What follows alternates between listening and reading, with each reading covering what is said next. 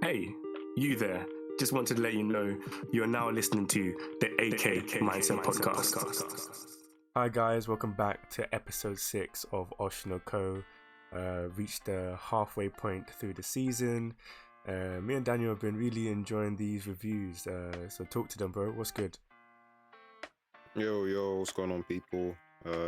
As Rachel said, we're back with episode 6 of OSHI for the AKwatch. And yeah, it's been really good so far, and this week has only continued with the greatness of that is this adaptation. So yeah, this really ready to discuss, and as always, the socials are on the screen right now, so follow them up, the Twitter and Instagram, to get more updates on what we'll be doing throughout the weeks. So yeah, 100%. So jumping into this episode, probably one of the best episodes so far, most intriguing. Really went over a lot of things like we establish every week. There's really a lot of subject matters that are kind of spoke upon during these episodes. So ego search, I do want to start off by saying the intro still bangs. I don't know, I can't skip it. facts.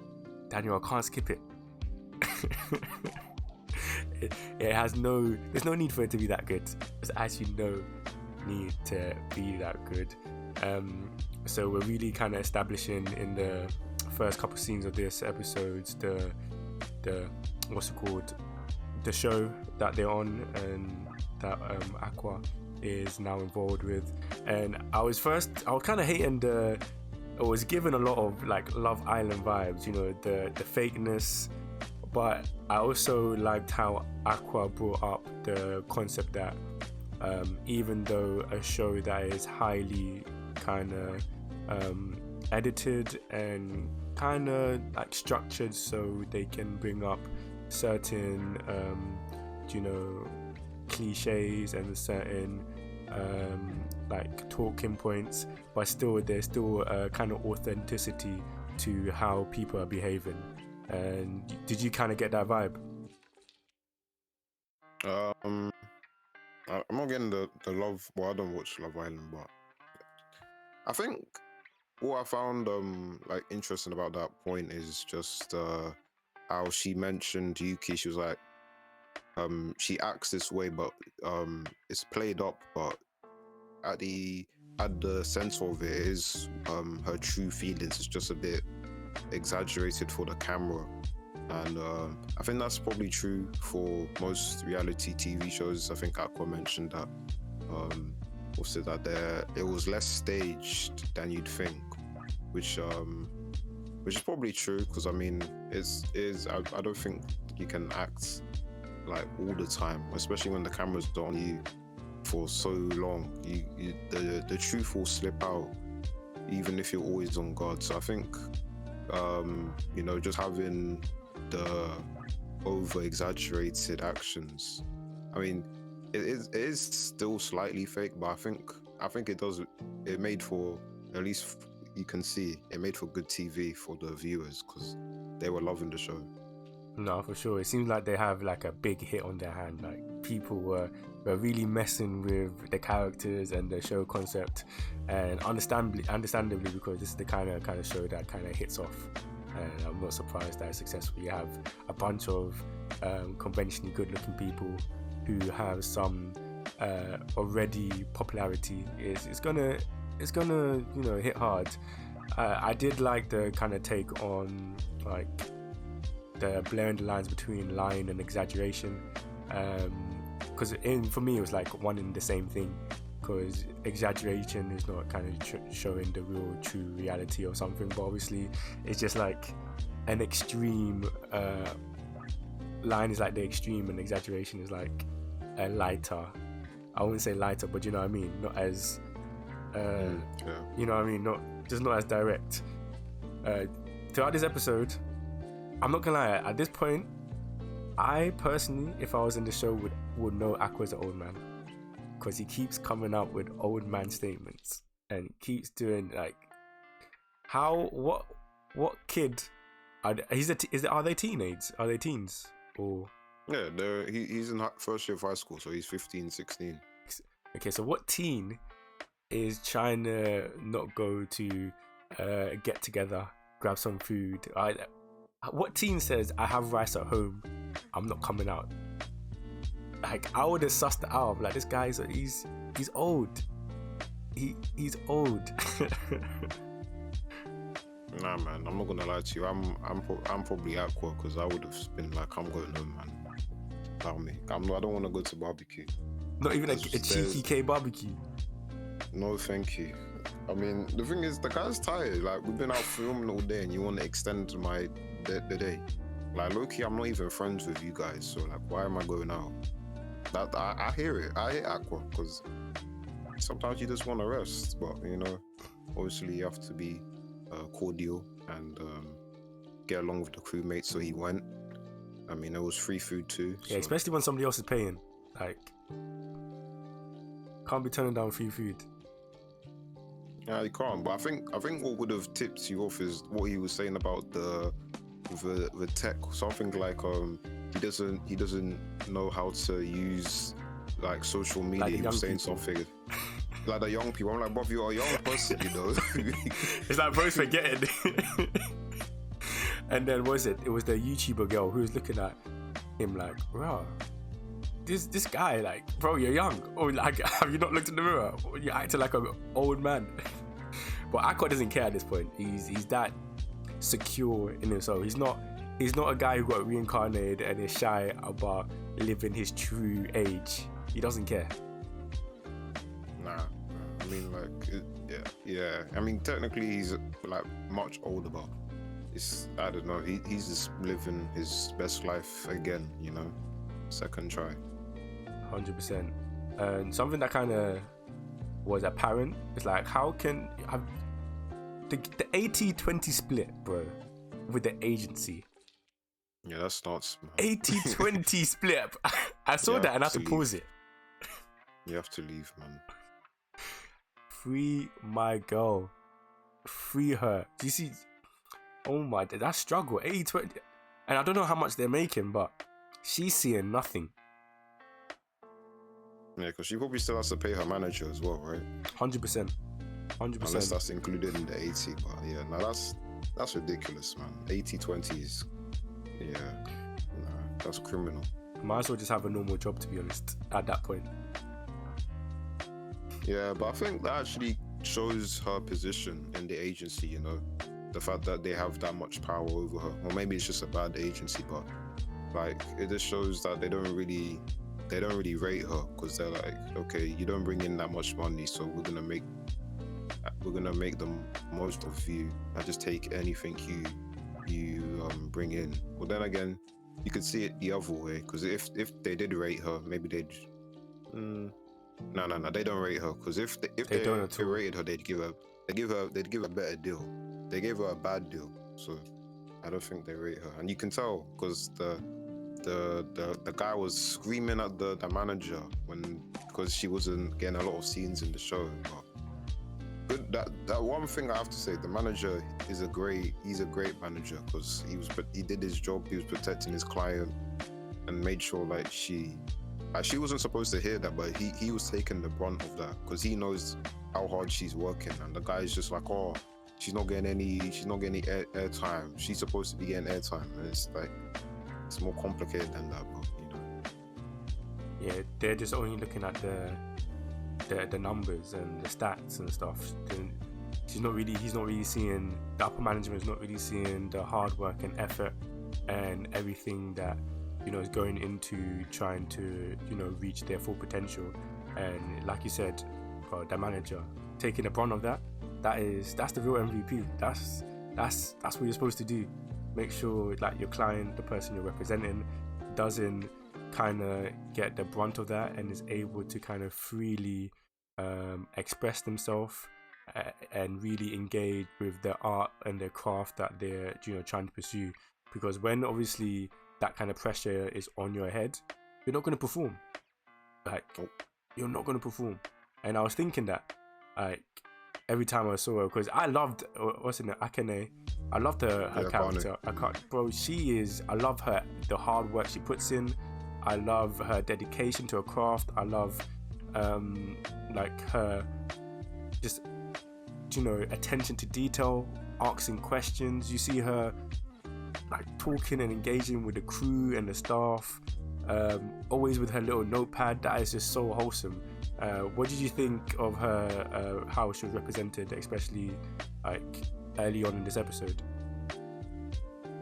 Yeah, like this is a bit of background on the state of the fandom of what I know, but like, you know, you've got there's the two firm camps, you know, you've got the dons that like AKANE and then the dons that love Kana, and usually they're going head to head, like they're like opposing. But me, I like both characters, you know, and like I haven't read the early parts of the manga in a while, so this was just, I had like a vague idea of what was gonna happen, and that's what it kind of made it hard for me to watch, because I'm thinking, yeah, I know what's gonna come up, and reading it is okay because you can kind of just skim over it, but then when you're watching the anime, you can't slow it down, unless you can't speed it up, sorry, and it's just in your face, and you know, it's just like, I know she's about to go through this like really bad experience. But just going to your question, I think this episode just reminded me why I really enjoy AKANE as a character, and you know, just she's the type of person I really respect, and you see how dedicated she is to her craft, you know, the practice, the passion in being an actor. You can see the passion, how much, you even said that she's taking notes, she's asking the director, communicating with the staff to understand the intention so she can give the best performance. And I just feel like because she's a bit, you know, introverted, I think her personality wasn't the best for this kind of show, because this show kind of thrives on having a big personality and pushing yourself. And I don't think as an actor, it's the best environment for her to show what she has, because she doesn't really seem to be as confident as compared to the other girl. And I don't know, I felt really bad for her. You know, I felt like it really hurt the whole episode. I can't lie. No, likewise. I think it definitely did a great kind of setup, so that we kind of got more exposure to her character and the type of person she is, that made the latter end of the episode so kind of hard to watch, like, and you can see, as you see someone's like demise and stuff. But before we even discuss like the end of the episode, we do have to shout out Kana, her usual brilliant self. I like how her, you know, just her experience and understanding of the industry is always prevalent and is always showcased, and that's why she's a great addition to the group.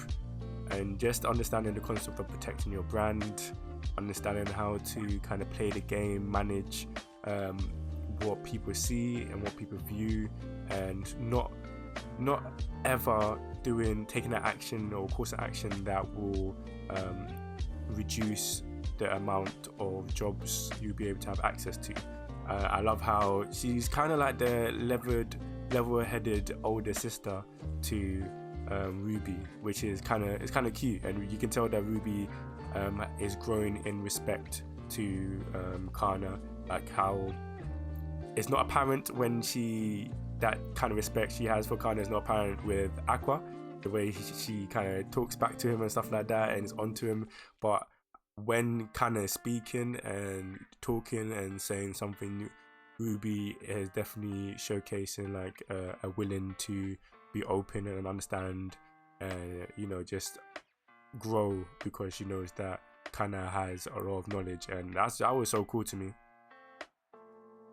I agree. I think it just reminds you how long Kana's been in the acting business for. She's experienced, and she understands the seriousness of protecting your brand and establishing how hard it is when you're first starting up to establish your brand. So I think Ruby is, as you said, starting to see how she is she's serious in this business. You know, she's knowledgeable, and if I want to succeed, I'm gonna have to make sure I listen to her and start taking notes, because I really don't actually know anything. And if she wasn't here, I probably would have made a lot more mistakes than I would have realized. So yeah, I think even though it was brief, Kana, good showing. And also I wanted to mention Ruby.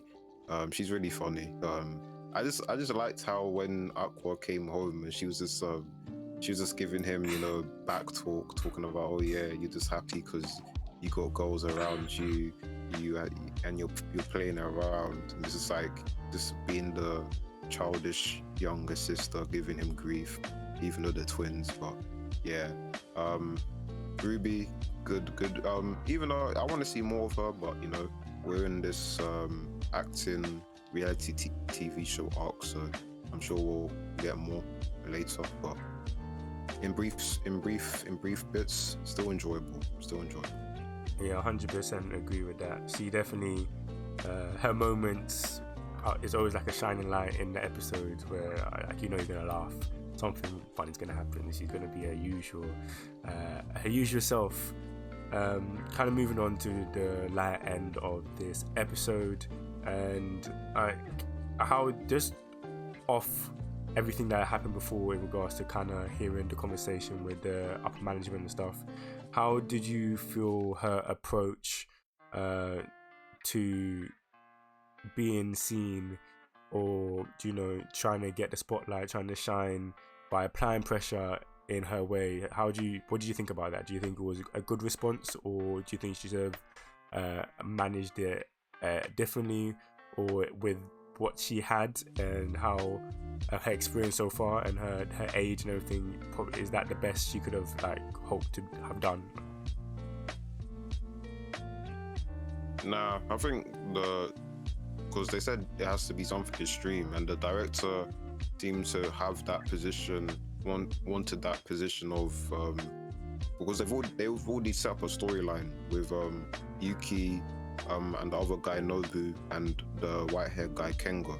That's a love triangle, right? And she's attracting the attention of the two guys. So now what he wanted, the director, is another figure to oppose Yuki, because she's kind of the protagonist. So he wanted to put AKANE in that position where it's creating tension in that relationship between Yuki and the other guy, and it makes it more interesting because obviously it's going to affect those two, and AKANE is now making more moves when she was in the background. So I understand why AKANE went for that angle, but as I think, one, because she was desperate. I'm not gonna go too into I don't think it was a smart decision, because she was just trying to do the best that she could, and what she was doing currently wasn't working. So she understood she had to go through for a different angle. And even the girl, I have to, it's like a side note, but I really like the Yuki. She's a really cool character. I really like her, and just her mentality towards it. She understands it's just business. But yeah, I think AKANE, it's difficult for her, because I think this was the only way. I think that's the role they wanted her to fill, because you have Memcho, she was doing the airhead thing, and then Yuki has already captured the fans with her personality, being able to attract the guys towards her. She's got two of them already. So I don't think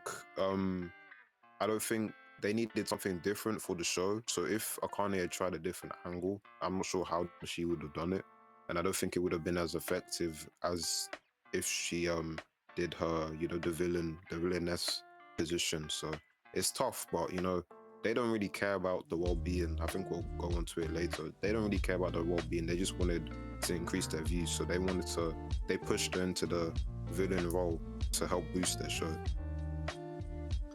Yeah, man. It's especially like the beginning of this end part.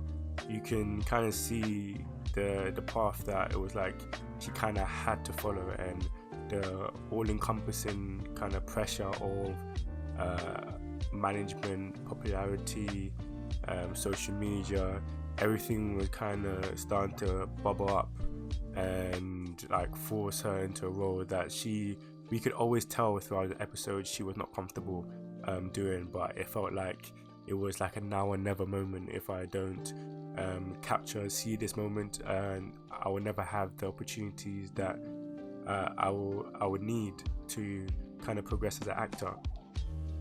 I will say, like, I agree with you, Yuki. She's an incredible character. I love her maturity. I love her understanding, her perspective, her kind of scope. That, you know, it takes a lot for somebody that young. It takes a lot of maturity not to have an ego when you have so much fans and the popularity that Yuki does. Like, for her to still be very humble and open, very empathetic to somebody else's experience, very forgiving, very, you know, quick to make sure that she uplifts somebody else and make sure that they don't feel bad or not saddened, you know what I mean? That is she's a class act. She's a class act, and like you said, she understands that business is business. And it was even in their conversation when she was doing her nails, when they were at the table and she was talking and being very transparent in the fact that AKANE, it's my job, it's my role to try and stop you from not even stop you from shining, but I also want to shine, but it's not in any manner kind of aggressive or what's the word I'm looking for? No, there's no malicious. That's the one. There's no malice intent in how I'm gonna behave. It's straight business. And likewise, I understand that you have to do the same thing, and I'm gonna support you by being the best I can be, because I know that will also produce the best in you. So you go for it, because I'm also gonna go for it. And I think that's such a beautiful mindset to have. But what transpired, I could not imagine. I could not imagine. One slip of their hand, and it's crazy. They really say one is like one little pebble, and it just rolls and it rolls, and that was a boulder, and now this boulder is forming a mountain, and this mountain is just destroying lives, and that's what kind of happened, man. Cutting her. The thing that confused me, I really needed to hear this from you. How did the public know if it wasn't filmed? No. I think it was filmed up to the slap, right? And then they stopped filming so they could fix her face. And then everything after where they had that talk, they weren't filming, so they didn't show that. So they didn't, and they probably cut it in a way that makes AKANE look really bad. So that just, you know, accelerated the hate as well. So basically, up to the slap, right? I think they even ended the episode on her lashing out, crazy, and injuring, and then they probably cut it there. So yeah, from the viewer's standpoint, they're like, "Oh, AKANE is terrible, boo."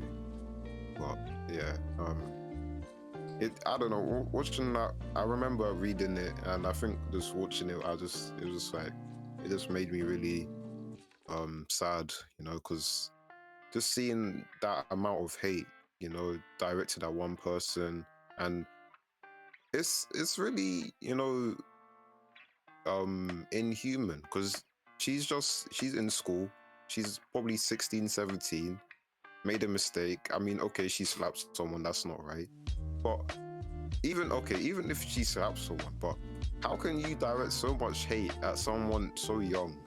And then just you send in her tweets, she apologizes, and then of course this is so real, especially with cancel culture. You apologize, and the apology is never good enough, and people just keep on piling on, and they don't care, because they never cared about the apology. They just want to throw insults at you because they don't care. They just want to vent hatred towards you and make you terrible.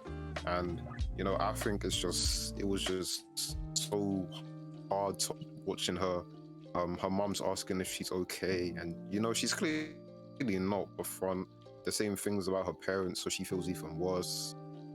And then yeah, it was horrible, man. It was was horrible. Yeah, it was bad, man. It was vile. Like you said, like it just shows how cancerous people can be to one another. And when you have these platforms, it's like the worst of humanity. You know what I mean? In some spaces where they feel they have the power or the authority to project something onto somebody that is not real. Like in this episode, what kind of, especially this end bit, what stood out to me is the importance of narrative. And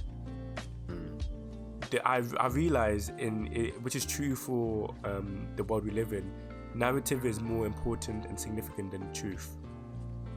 And in this episode, it was showcased because the lies and the misrepresentation of this young girl is disgusting. And I was watching it and I was angry, I was sad, because I also think, do you know how many people this has happened to? Like,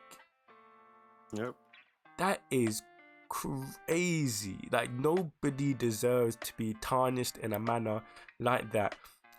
It's so unfair. There's no way to protect yourself. There's no way, like, because it's all lies. There's no truth. There's no substance, and it's just people projecting now and making up stuff, like saying that she sleeps around and saying that she's been fake. She's been acting.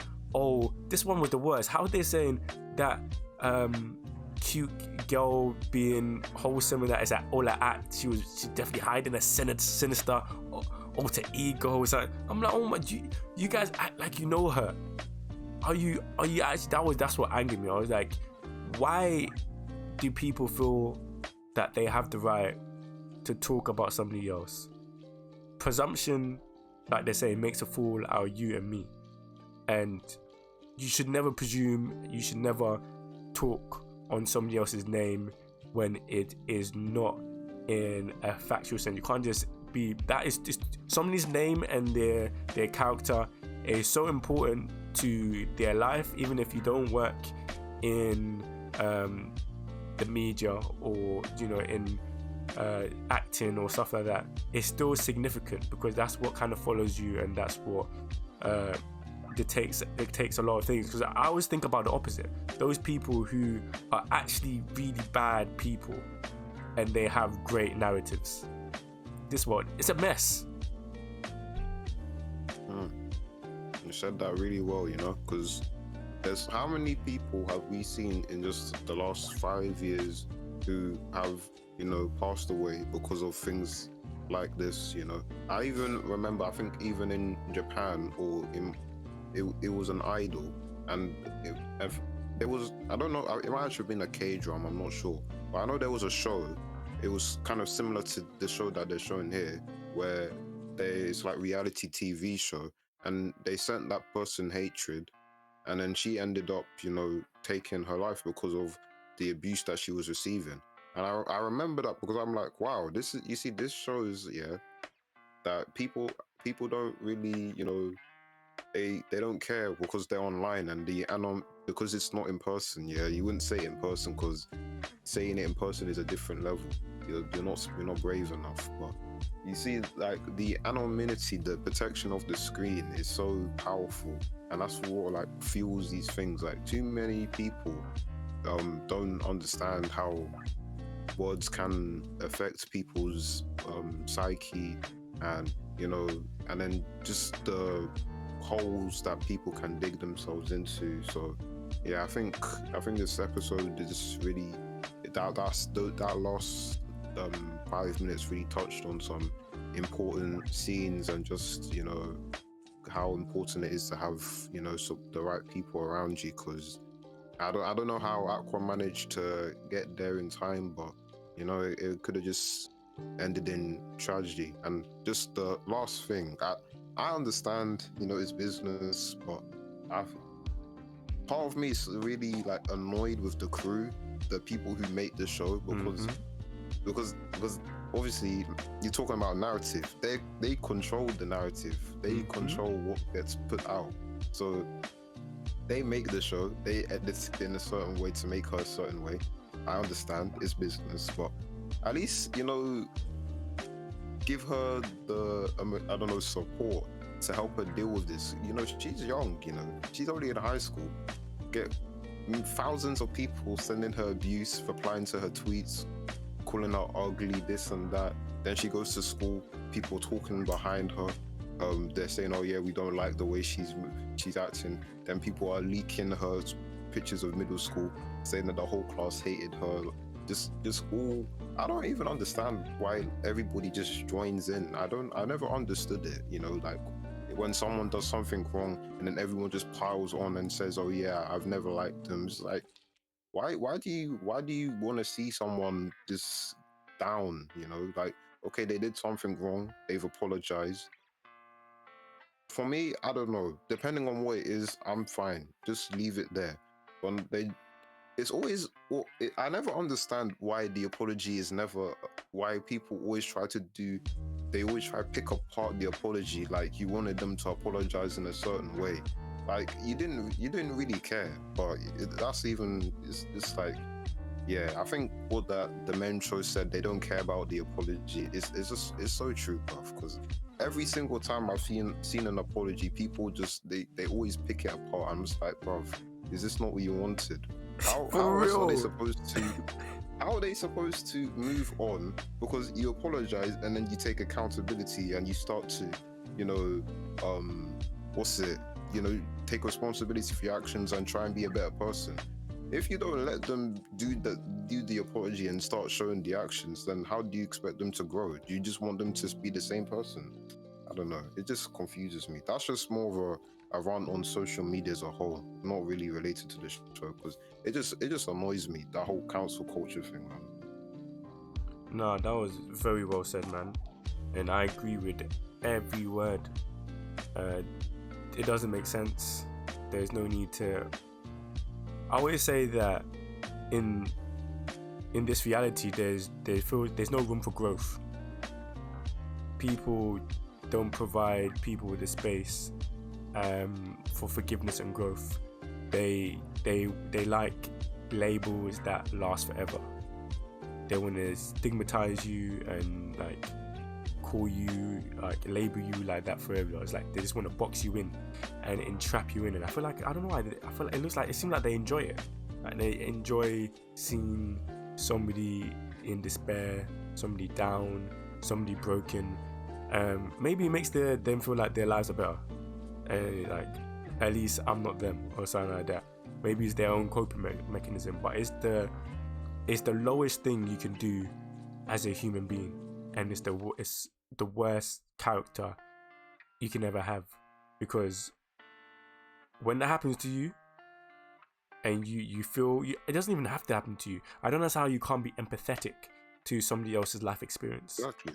Like that doesn't make sense, how you can't just see somebody and say it doesn't have to happen to me for me to know that this is wrong and I need to make sure that something is said. You know what I mean? It's actually crazy. But kind of staying on point with the series and the show, I'm like you said, I'm so happy that Aqua was able to get there in time, able to. I hope he's able to provide her with, you know, the support she needs to get through this situation. And obviously this is like the first kind of step. This is like that is the lowest you can get. Like she just has to see that point where she's at is the lowest, but you can get out of that. You just find the support around you and just try to heal. People need to stop watching their social media comments. You need to stop doing that and stay focused on you, man. But overall, brilliant episode. I feel like we say that every week. Bro, it's a repeat thing, isn't it? We just repeat the same brilliant episode. Yeah, it's facts, man. It's been consistent. 100%, man. 100%. So well balanced in regards to, like, I love that we're touching on important themes and it's just not a willy-dilly enjoyment series or show. You have the comedy aspect, you have characters and stuff that you are really, you know, growing with, but you also have reality. And because of the actual dynamics of the settings being show business, it's good that they're showcasing and hard-hitting truths, hard-hitting sequences that showcase the reality of what these people in real life go through. So yeah, how did you feel about it overall, bro? Just like you said, another great episode. Shout out to the staff on the episode every time, the director, script writer, the animators, of course, sound guys, composition team. I say this, I think I said this most weeks, but it looked visually amazing as an adaptation, of course.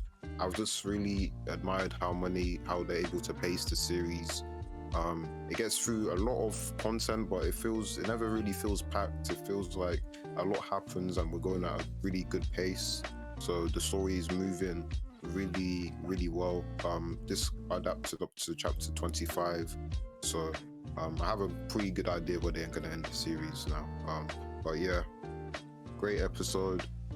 Hit on the emotional tones for sure, especially it's a sharp contrast compared to last week where we were laughing about the YouTuber dance. You know, it just shows the tone shift. It can be like really abrupt and harsh, but it's needed topics, and you know, they're doing a great job. The passion is shining through with every episode. I'm really proud of the team, and this is what anime is supposed to be. It's supposed to elevate the manga, so they're doing a great job, man. But they need to. I hope the staff know that, and it shows in the financial side as well for them. Amen, man. Preach it. They deserve pay rises all round, and sleep and rest and financial security for themselves, health benefits, all of that, because we know they need to be protected and looked after in their industry. Well, guys, that kind of comes to the end of episode 6. Like we said previously, the midpoint or so of the seasons, spring seasons special OSHI no Ko. Really appreciate you guys continue to follow along with us, be consistently coming and watching us do the series. It's really fun, and we'll continue to be consistent. I feel like this has been our most consistent stage in a while, isn't it? Like, since Kaguya. Yeah, man. So exciting times. We're definitely gonna keep up for you guys. Any last words, Dan? Not for this week, no. Okay, you heard about. Well, I'm gonna leave you with this. Drink your water. Make sure you guys get in your 8 hours, 7 hours sometimes, but get rest. Look after your mental health. If you're in a dark place, you know, find someone to talk to, find support, and you know, don't let it get to the extent that we saw today in this episode. So yeah, very true. Anyway, catch you in a bit, guys. Peace. Deuces.